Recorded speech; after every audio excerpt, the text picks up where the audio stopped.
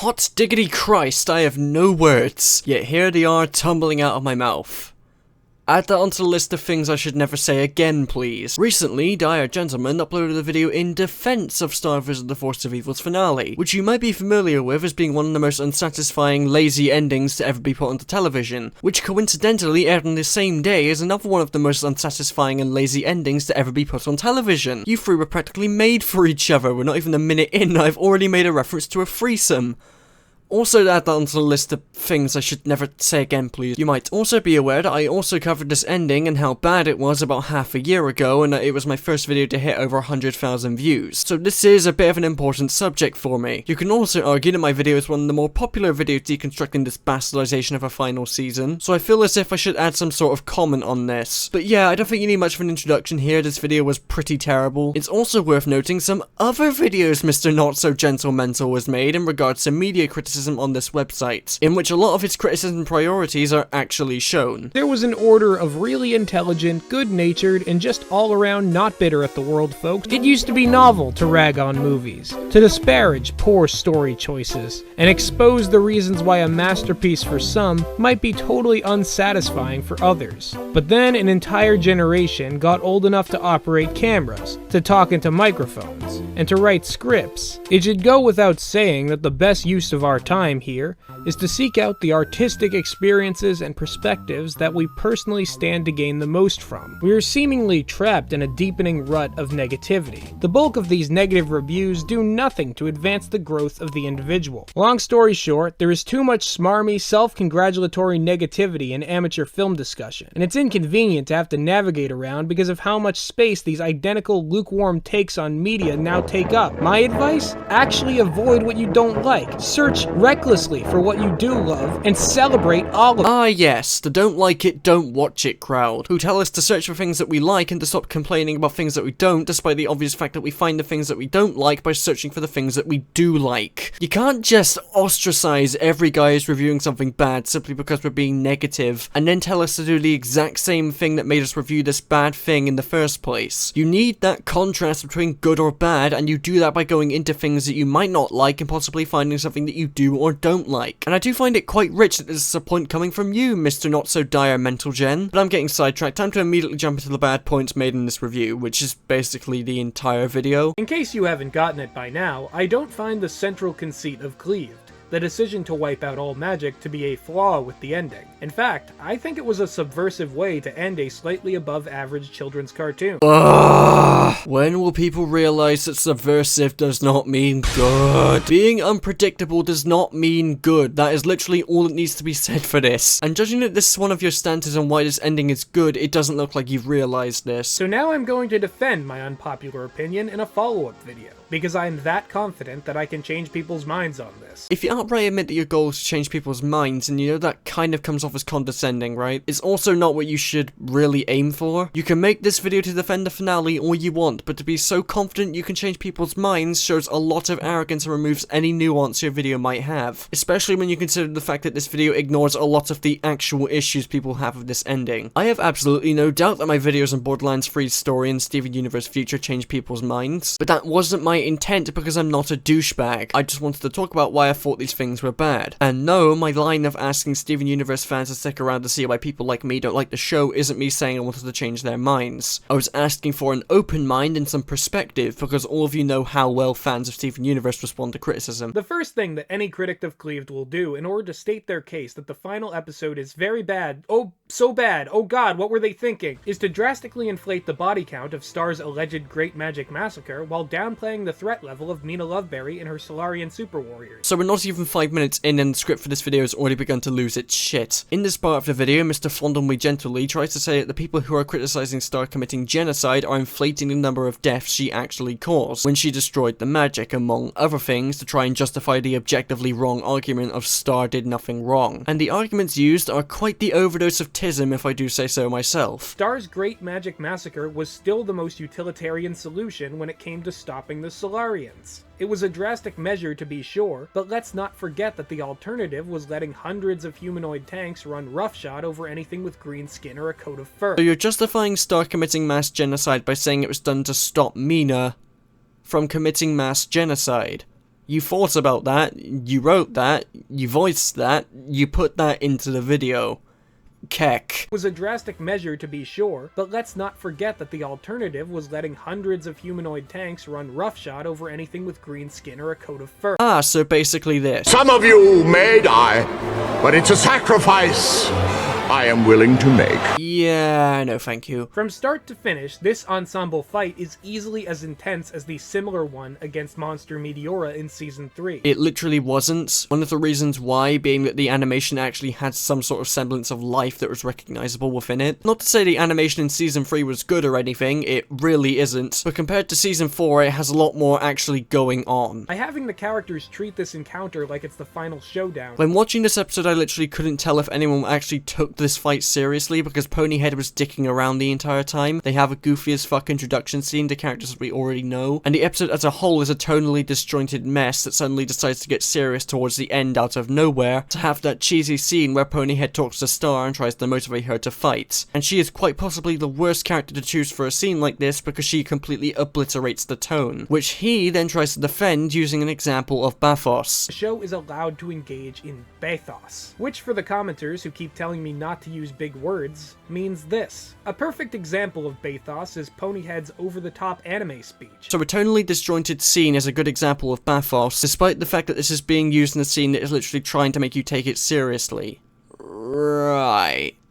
When Mina and the rest of her army came marching over the horizon at the end of the episode, I realized then what the actual joke was. If you think the scene was played for a joke or that it's a good example of bathos, then I don't really know what to say because it clearly isn't. If the conflict against Mina had been decided by brute force and virtue signaling, it would have been a mediocre ending at best. So simply because the show did something that was subversive and went against expectations suddenly means it was a good idea because a hypothetical ending would have been cliché. You can execute a cliché ending in a way that makes it more than a simple cliché believe in yourself ending. You can write a better ending with that framework and have it not be mediocre. Just like how you can take something inherently generic and execute it in a way that's engaging or just simply a correct way of using a bland concept and story, like My Hero Academia for example. My Hero is not original in the story it wants to tell or the type of story that it is. It's ultimately through the writing that it manages to overcome the fact that it is a conceptually generic show with these amazing moments and scenes that define it and set it apart from other superhero or underdog stories of the same caliber. Right, so then he goes and denies other ways the conflict could have been resolved that are admittedly far-fetched by claiming that they are adorable. I've seen some people who don't understand what jobbing is come up with convoluted battle plans that could theoretically turn the tide. While these little hypotheticals are adorable, which if you were going for a joke or an exaggerated comment, then that would have worked, but this is a video that is meant to be a serious analysis. So you've just either accidentally or intentionally shown some arrogance there. Not exactly the best look. Okay, so now we're on to the second point where he attempts to explain that Star didn't kill as many people as others think simply because there are exceptions to Star's magic purge, like Ponyhead being able to fly, as well as the dragon cycles. Then citing that the magic Star destroyed is only Glossoric's magic. While this is definitely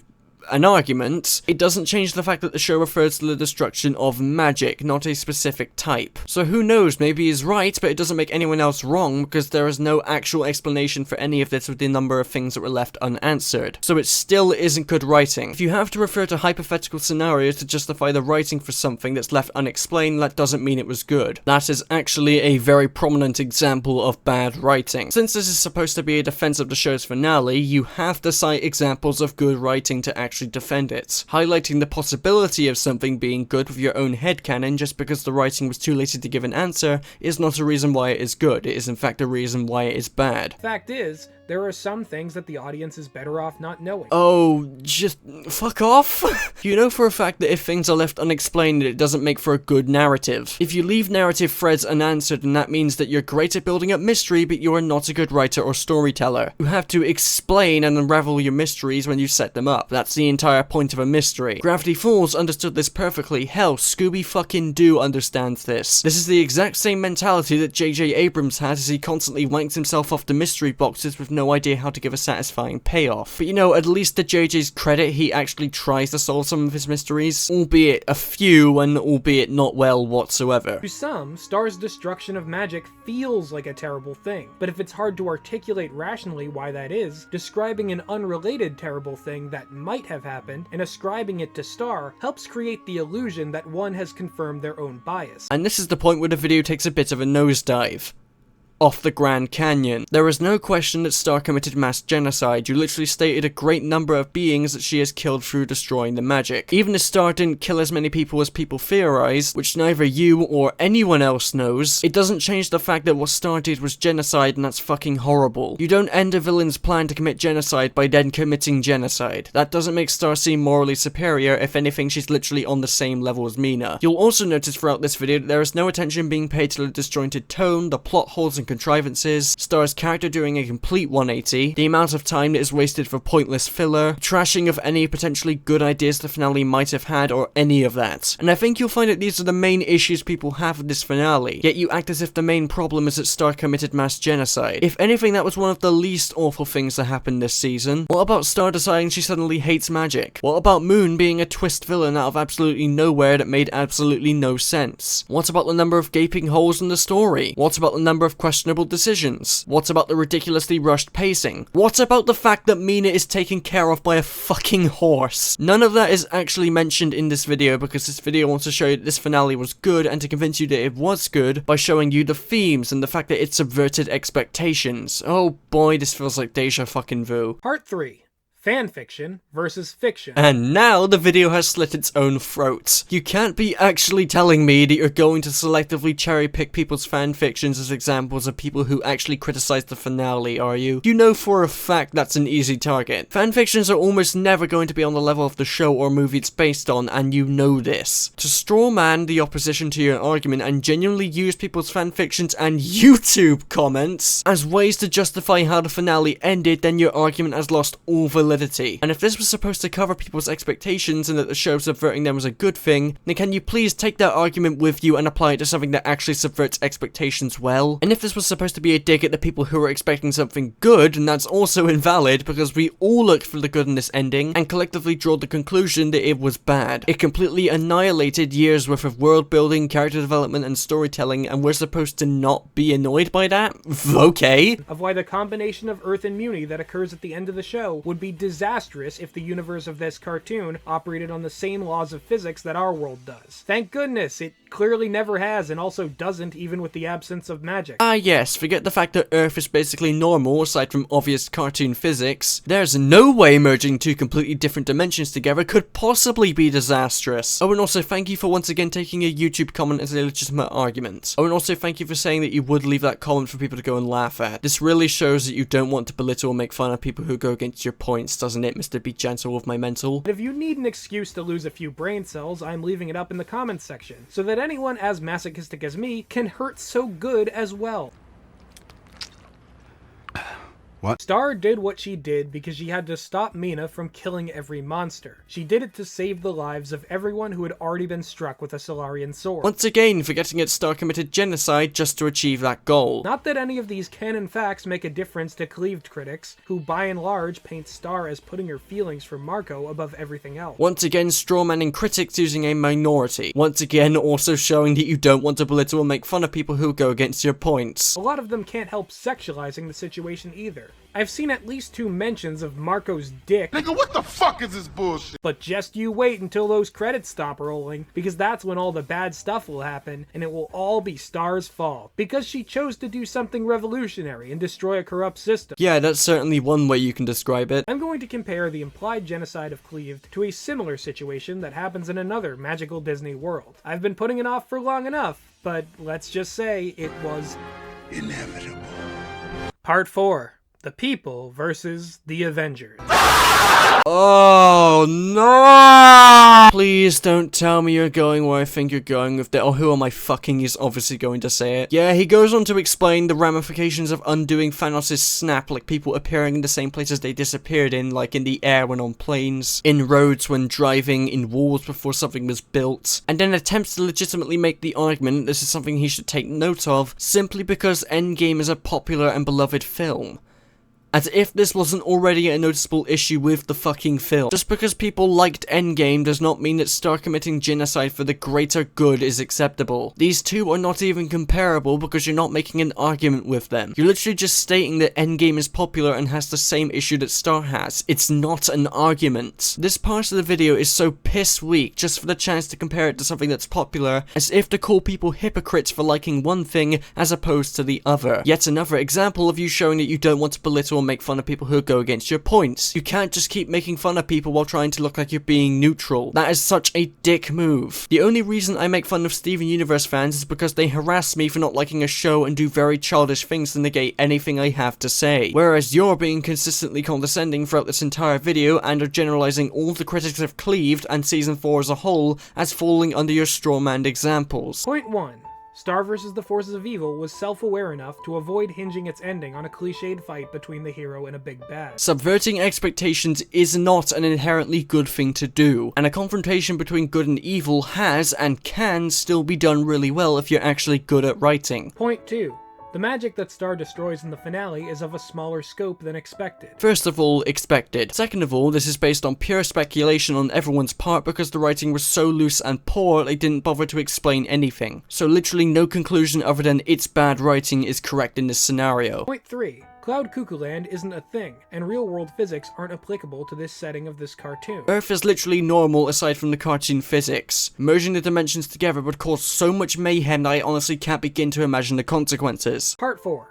The flaw of implied negative consequences within Star vs. the Forces of Evil's ending is also present within the most popular and successful movie of the past decade. This entire point is bullshit and you know it. There's always a chance that I might have overlooked some crucial information. Yeah, like writing consistency, pacing, tone, plot holes, character, yet none of that matters. Because you wanted to show that you thought Star was innocent by making it out like the main argument behind the awfulness of the ending was that Star committed genocide. I could end this video right here if I wanted to. My thesis has been established and substantiated, and I've issued a call to action for other creators to weigh in on the conversation. Those are the minimum requirements for a good YouTube video, and I've passed them.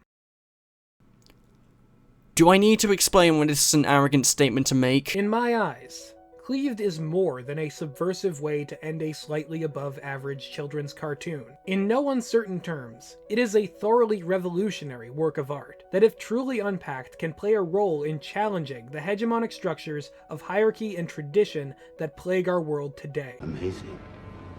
Every word of what you just said was wrong. No, it factually isn't. There is nothing revolutionary about what this did. All Star's ending did was reinforce that subverting expectations is a bad idea if you have no idea how to do it respectfully to make fans happy, or to have it make sense for the story to keep people who actually appreciate good writing happy. The themes are completely nullified by the absolutely garbage way this show approaches its storytelling and the way it incorporates those themes into the story. It's entirely possible that the confusing production cycle of the last season actually allowed the revolutionary ending to sneak in without it having a chance to be refused by the network. If this was deliberate, then Darren Nefsey is one of the coolest people alive. It's Mr. MVP!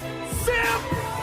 Yeah, about what you said about Nefsey being a really cool gal and all. There was a Reddit AMA after the show ended where she said that she did a good job with the ending and that all criticism basically boiled down to we want more. So yeah, she literally refuted all criticism of her awful writing because she thinks she did a good job. Yeah, such a cool person. As it exists now, Star vs. the Forces of Evil has the most radical themes of any children's cartoon this era. Themes do not equal good storytelling. Oh my god. That those who have followed it to the end have inadvertently exposed themselves to a meaningful critique of how the world works. Yeah, and I'm just gonna stop the video right there. I need to actually relax. Jesus, was this a bad video. I know that I always make the argument that my anger in my critique videos is purely exaggerated for the sake of comedy, but that doesn't apply to this video because this time I was genuinely annoyed at how dismissive and annoying this video was. This entire video was so condescending towards people who didn't like the ending and ignorant to the actual reasons why people disliked this ending, that it actually felt kind of insulting. The video's script loses its mind at several points and attempts to strawman and generalize the opposition to his points to no avail, while also making comparisons that make absolutely no sense just for the the sake of the video's runtime. Trying to brush aside the issues people have with the show with "you don't understand the themes and didn't like how it subverted your expectations" is exactly how you piss people off. This isn't a good defense of the show, and it isn't a good critique of the points used against yours. It is a video that is so completely devoid of actual substance other than writing off the show's themes and outright praising Darren Nefsey as a cool person, despite her not liking criticism whatsoever. You could have just made this video as a defense of Star's Genocide, and while it still would have been bad, it wouldn't have nearly been as bad as you basing people's criticisms of the finale off of this one plot point. Hell, this could have just been a video deconstructing the parts of the finale that you thought were good, like the themes, while actually acknowledging its planet-sized flaws. Instead, we get what might be one of the worst defenses of a show that I have seen in quite some time. And this is coming from someone who made videos in defense of Mabel Pines, who he now absolutely despises because of how wrong they were. Judging by your stances on critique on YouTube as a whole, I probably should have expected you to be the type to present the horrible themes and expectation subversion arguments, but this was honestly a lot worse than what I was expecting. Now, this would be the point where I would say that I don't exactly hate Dyer as a person, but going by the many condescending statements and parts where he generalizes and strawmans people, I honestly don't have a very good picture of him as a person in my mind. Who knows, he's probably a really great guy, and does have a stable head on his shoulders, but I really did not get that impression from this video given that it had a very serious tone. And this is the main reason why I exaggerate frustration and saltiness for comedy in my critique videos, because this isn't how I actually act. If I made those videos as me, as a person, as who I am in real life, I wouldn't actually go out of my way to bait people into being mad at me by insulting them for telling me to kill myself over a video I made on their favorite show. The comically out there insults I give and my reactions are all there for comedy, and it's the actual criticisms I make that should be taken from the video itself. I'm far different from how I portray myself on my critique videos, and that's why you need to set stuff like that up, because people will think that that's part of who you are as a person. I don't know if Dyer was insulting or belittling people for comedy or not, because the tone of his video was completely serious. Just know that I don't want any harassment or flame wars started over this. I just thought it was worth saying this video was pretty damn bad by video essay standards, and that a lot of improvements need to be made for future videos if he's going to continue doing this kind of stuff. Anyway, sorry for the rushed ending, but that's basically all I have to say. Bye. Wake me